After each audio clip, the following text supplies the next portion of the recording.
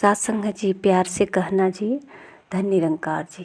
सात संगत जी, एक गोस्वामी तुलसीदास जी की चौपाई है कि कलयुग केवल नाम आधारा, सुमेरी सुमेरी नर उतरहि पारा।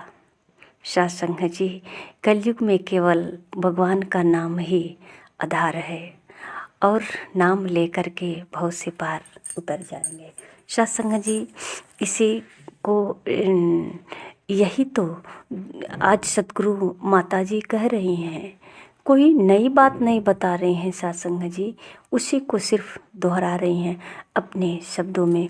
ए बंदे तू परम पिता से मन का नाता जोड़े रख, दुनिया की झूठी बातों से मुख अपना तू मोड़े रख। सात संगत जी,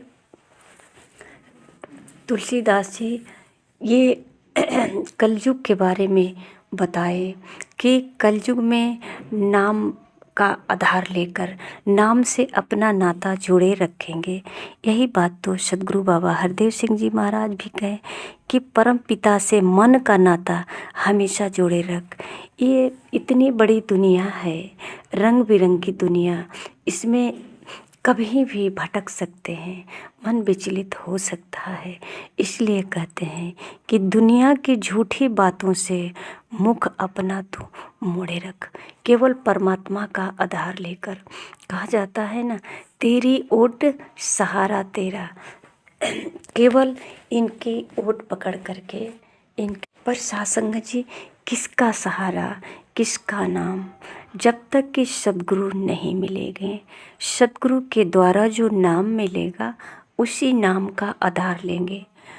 सदगुरु के द्वारा जब परमात्मा की जानकारी होगी, परमात्मा का स्मरण करेंगे, परमात्मा का नाम ले करके, आधार ले करके एक एक कदम रखेंगे और अपना जो कर्म संसार में करते हैं, ये जब परमात्मा से नाता जुड़ा रहेगा सात संगत जी, तो हर एक कर्म जो है ये पूजा बन जाएगा। जैसे कहा जाता है ना कि कर्म ही पूजा है, तो सिर्फ कहावत नहीं रहेगा, ये कर्म पूजा हो जाएगा। सात संगत जी, भगवान कृष्ण भी अर्जुन से तो ये बात बता रहे हैं। ये बात पहले भी कही गई है कि जो ज्ञान लेकर कर्म योगी होता है उसका यज्ञ के समान होता है, हर कर्म उसका यज्ञ के समान होता है। सात संगत जी, जिस तरह से सदगुरु कहते हैं कि पानी का संग छूट गया तो तन मैला हो जाता है, हरि से नाता टूट गया तो मन मैला हो जाता है। सात संगत जी, अगर थोड़ा भी मन ये प्रभु परमात्मा से विचलित होता है, थोड़ा भी इनसे ध्यान टूटता है, तो संसार के प्रति मन में तरह तरह की भावनाएं आती है, तरह तरह का विचार धारा दौड़ने लगता है। सात संगत जी, सात संगत जी, आज केवल कलयुग की ही बात नहीं है, ये जो है पुराना इतिहास सामने है। सात संगत जी, जब भगवान राम को वनवास दिया गया तो वन में एक बार माता सीता को जो है माता सीता भी विचलित हो गई। जब इनके सामने मामा मारीच सोने का हिरन बन करके आए, तो सोने का हिरन देख करके माता सीता के मन में भी ऐसा भाव आया तो कि ये सोने का हिरन बहुत सुंदर है, इसको पास रखने की चाहत आई। और सात संगत जी, भगवान राम को उसको मारने के लिए भेज दी। सात संगत जी, देखिए कितना ये जो है भटकाव यहाँ कितना भरम हुआ कि जब ये चाहत बना कि हिरन हमारे पास आ जाए और राम जी मार कर ले आए उसे, तो सात संगत जी जब राम जी जाते हैं मारने के लिए तो उधर से आवाज़ आता है कि लक्ष्मण लक्ष्मण।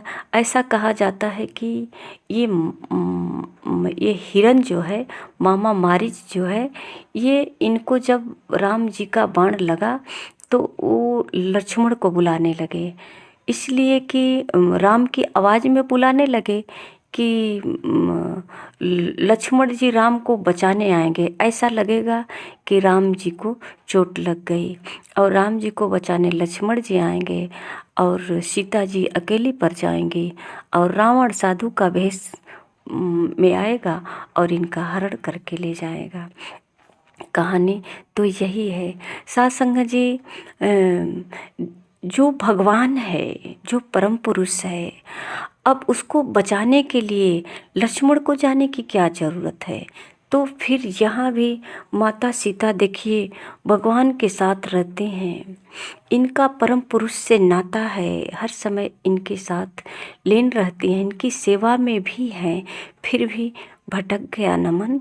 सत्संग जी कहती हैं कि लक्ष्मण जाओ बचाने के लिए, आपके भैया के ऊपर संकट आया है। लक्ष्मण जी भी समझाते हैं कि नहीं, ऐसा नहीं हो सकता है, जिनकी पलकें झपने से ये पूरे सृष्टि का विनाश हो सकता है, तो आज भैया संकट में कैसे हो सकते हैं। जिनके पलक उठने से सृष्टि की रचना होती है, आज भैया संकट में कैसे हो सकते हैं। फिर भी सत्संग जी कुछ ऐसे कड़वे शब्द का इस्तेमाल करती हैं और लक्ष्मण जी को कहती हैं कि आप जो है, आपके मन में लालच आ गया है, अयोध्या नगरी का जो है लालच आ गया है कि राम नहीं रहेंगे तो अयोध्या नगरी मेरा हो जाएगा। ऐसा कुछ कहा जाता है कि माता सीता ने कड़वे शब्द से लक्ष्मण जी को दुखी कर दी और लक्ष्मण जी जो है अपने धनुष से बाण से रेखा खींच करके माता सीता को समझाए कि ठीक है, आप इस रेखा के अंदर ही रहना और मैं जा रहा हूँ। आप रेखा से बाहर आ जाएंगे तो खतरा होने का संभावना है और रेखा के अंदर रहेंगी तो सुरक्षित रहेंगे। सत्संग जी यहाँ भी माता सीता जो है ये लक्ष्मण रेखा को पार कर गई, यानी कि मर्यादा देखिए कितना विचलित होती गई, कितना विचलित हो गई। तो सत्संग जी आज उसी सब विचलित मन का परिणाम सामने है, जिसका हम बार बार गाते हैं, गुणगान करते हैं, इसकी चर्चा करते हैं, कहते हैं भगवान का गुणगान कर रहे हैं। सत्संग जी भगवान का गुणगान कर रहे हैं, इससे हमें कुछ इशारा ये मिलता है कि कभी भी ये मन विचलित हो सकता है। हम भगवान के साथ रह करके, एक बार कहा जाता है कि शंकर जी के साथ माता सती जी थी, तो वो भी भ्रमित हो गई हैं, राम को नहीं पहचाने कि ये भगवान हैं।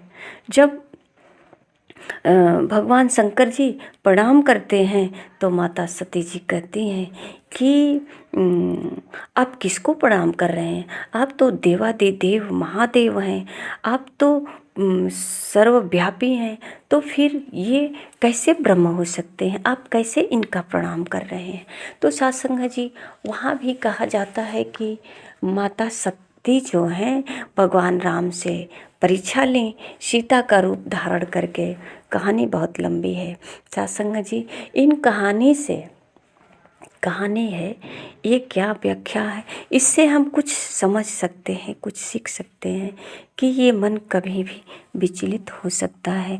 और सत्संग जी जब मन विचलित होगा, जब संसार से नाता जुड़ेगा, तो ऐसे ही गलत परिणाम सामने आएगा और सत्संग जी इन सारी समस्याओं का सामना झेलना पड़ेगा, करना पड़ेगा।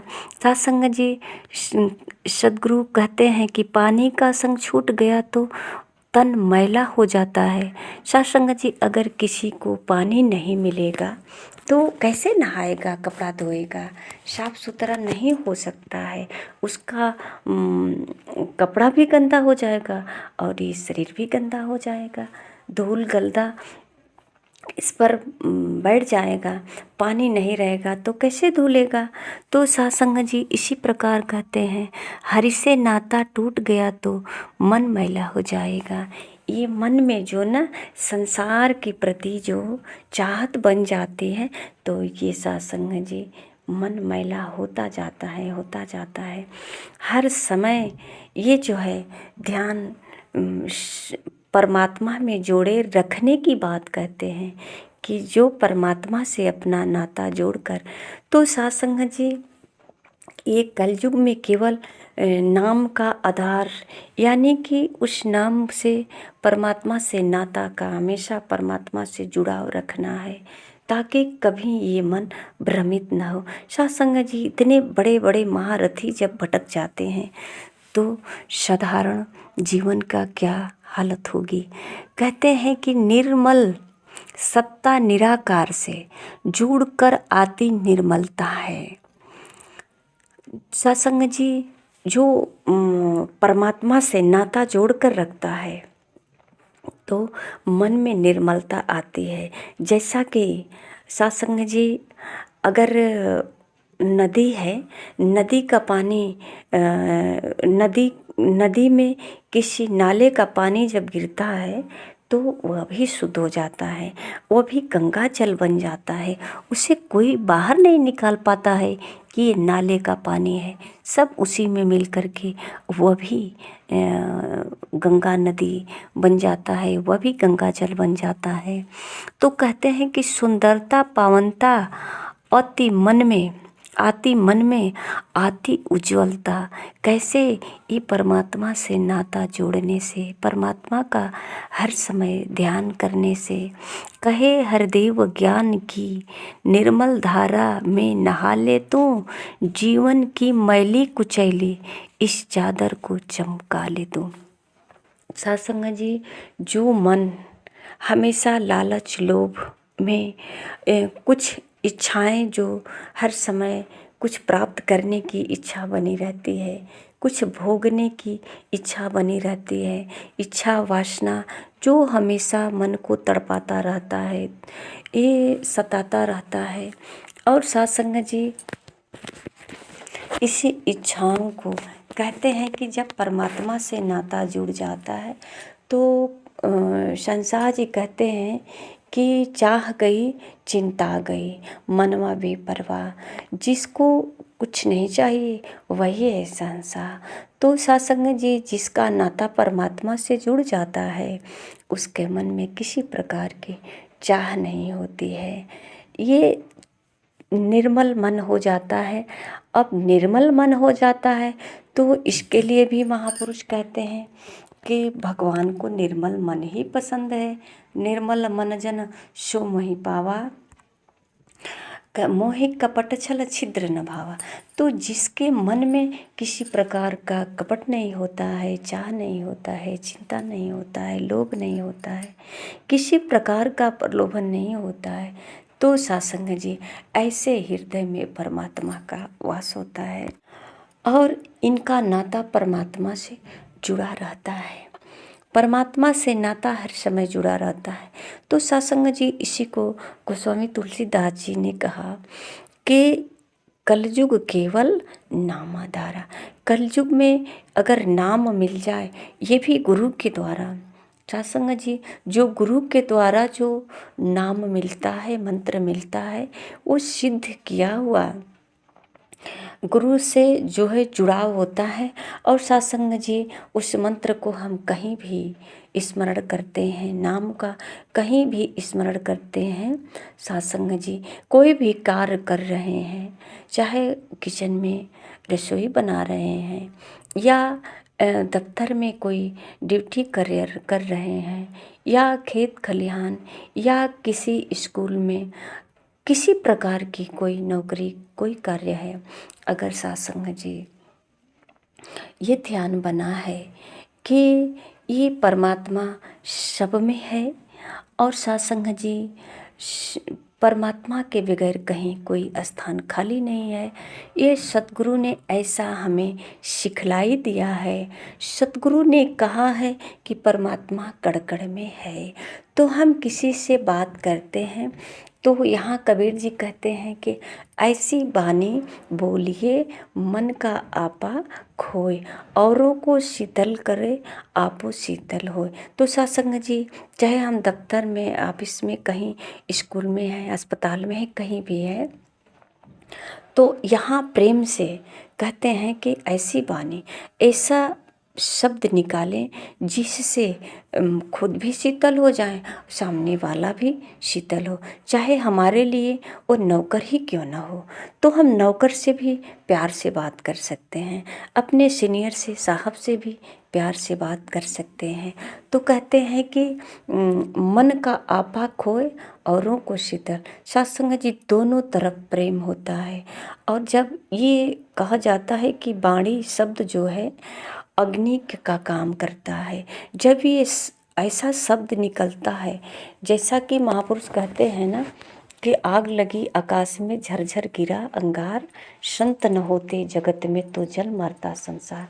ये आग लगी आकाश, ये मुख में ही जो आग जैसे शब्द निकलता है, तो सत्संग जी ये जिस तरह से बंदूक से निकली गोली घायल कर देती है, तीर जो कमान से निकल जाता है वो भी घायल करता है, और जब शब्द जुबान से निकलता है ये अग्नि का काम करता है। यहाँ सब केवल सर्वनाश ही करता है, कहीं न कहीं ये नुकसान करके ही आता है। सत्संग जी, ये ऐसी वाणी अगर निकलती है तो यहाँ प्रेम जो लगाव अपनेपन होता है, यहाँ उसको जला देता है। अब यहाँ प्रेम नहीं रह जाता, विश्वास नहीं रह जाता। यहाँ भी जो एक का एक था, जो कहते हैं कि रहीमन धागा प्रेम का मत तोड़ो चटकाए, टूटे तो फिर जूटे नहीं, जूटे तो गांठ पड़ जाए। तो यहाँ टूट जाता है। ऐसे कुछ शब्द आता है जो इस प्रेम को तोड़ देता है। अब जब टूट जाता है तो समय पाकर इसको जोड़ते हैं, और जोड़ते हैं तो यहाँ जोड़ बन जाता है, गांठ बन जाता है, जुड़ता नहीं है। तो सत्संग जी, इसी प्रकार कहते हैं कि हर समय अगर ये ध्यान रहे, सतगुरु के वचन स्मरण बना रहे कि परमात्मा सब में है, सब जगह है, चाहे नौकर हो या मालिकार हो, हम जिस जगह पर हैं, जिस हालत में हैं, सब में परमात्मा है। अगर ऐसा एहसास बना रहता है तो सत्संग जी कहते हैं कलयुग केवल नाम आधार, तो वहाँ पार उतरने की संभावना होती है। सत्संग जी, जिस भक्तों का हम उच्चारण करते हैं, चाहे वो भक्त प्रहलाद हो या द्रौपदी का नाम आता है, सुदामा जी का नाम आता है। द्रौपदी जी जब तक अपने पूरे परिवार को आवाज़ देती रही, तब तक सत्संग जी रोती रही, बिलखती रही, और जैसे ही सब कुछ छोड़ दिया और एक आवाज़ लगाई प्रभु परमात्मा से, जैसे ही नाता जोड़ा, तो सत्संग जी कहा जाता है कि उनके चीर बढ़ जाते हैं। तो सत्संग जी, इसी प्रकार सुदामा जी हैं, भगवान कृष्ण का नाम लेकर के अपना जीवन नौका पार किया। प्रहलाद जी हैं जो भगवान का नाम का जाप करके अपना जीवन नौका पार किया। इसी प्रकार सारे भक्तों का हम जो उदाहरण देते हैं, जिनका गीत भजन गाते हैं, सत्संग जी, सब लोगों ने परमात्मा का आधार लिया, नाम लेकर के अपने जीवन में सफलता प्राप्त किया। आइए सत्संग जी, हम सतगुरु के चरणों में आकर के तत्व रूप से परमात्मा को जाने और इनसे नाता जोड़ करके अपना जीवन को सफल बनाएं। हर समय जो भी कार्य करते हैं, ये अपना कर्म तो चलता ही रहेगा। सत्संग जी, अगर हम परमात्मा से नाता जोड़ करके रसोई में, अगर हम रसोई में जो घर में जो खाना बनाते हैं ये प्रसाद बन जाएगा सत्संग जी। और सब परिवारों से प्रेम भी मिलेगा। प्रसाद बनाएंगे, सबको भोग लगाएंगे तो सत्संग जी ये तो प्रेम स्वतः ही विस्तार करेगा। आइए सत्संग जी, इसी प्रकार हम हर कार्य क्षेत्र में अपने सतगुरु के द्वारा दिए हुए मंत्र, दिए हुए नाम का